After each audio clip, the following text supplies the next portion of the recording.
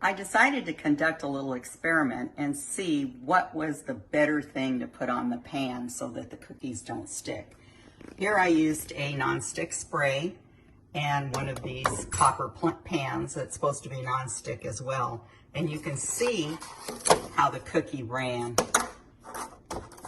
It just ran all over the place. It didn't hold its shape. On this one, I used the same exact pan, but this time I used a silicone mat, and these came out perfect. I couldn't be happier with this batch of cookies. So now let's go to the counter, and I'm going to show you what to do with them, how to serve them. Take 3 cookies. All right.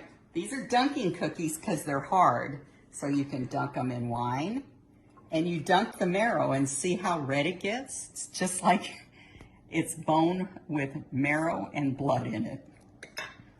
This one you can dunk in coffee.